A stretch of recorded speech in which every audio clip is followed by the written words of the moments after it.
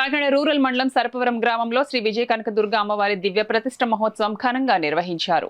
ఉదయం విఘ్నేశ్వర్ పూజ, మండప పూజలు, సర్వతోభద్ర మండపారాధన కార్యక్రమాలను నిర్వహించారు. సాయంత్రం స్త్రీల చేత సామూహిక సువాసిని పూజలు, అమ్మవారికి అత్యంత ప్రీతికరమైన చండీ హోమం, క్షీరాదివాసం, నీరాజన మంత్రపుష్పముల దుర్భారు సేవ, మంత్రపుష్పములు దర్బారు సేవ, చతుర్వేద స్వస్తి తీర్థప్రసాద వితరణ కార్యక్రమం జరిగాయి. ఆలయ అర్చకులు పాదుల కొండబాబు మాట్లాడుతూ కార్యక్రమ వివరాలను వెల్లడించారు. సభ్యులు పాల్గొన్నారు.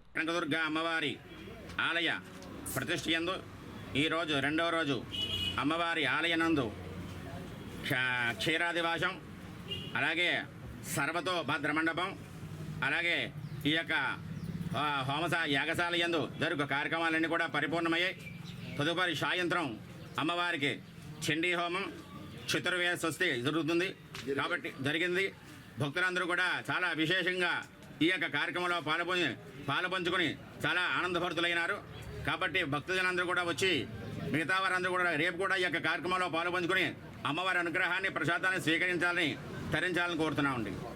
ఈరోజు గ్రామ ప్రజలందరూ కూడా ఈ పూజా కార్యక్రమాలకి ఆదరవమని మేము ఈ గ్రామంలో కమిటీ ద్వారా అందరికీ తెలియపరుస్తున్నాం. ఈరోజు చండీ హోమం చాలా చాలా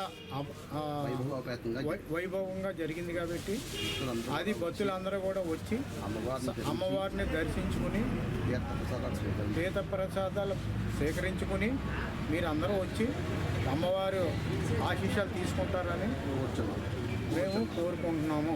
గ్రామంలో వేంచేసినటువంటి శ్రీ విజయ కనకదుర్గ అమ్మవారి యొక్క ప్రతిష్టా మహోత్సవాల్లో భాగంగా ఈరోజు రెండవ రోజు కావున ముందుగా యాజమానుల చేత గణపతి పూజ, దాని తర్వాత మండపాలకి పునఃపూజ, సర్వతోభద్ర మండప ఆరాధన, అలాగే క్షీరాధివాసము, దాని తర్వాత సాయంత్రం 4 గంటలకి చండీ హవనము, అనంతరము నీరాజన మంత్రపుష్పములు, చతుర్వేద స్వస్తి జరిగినవి.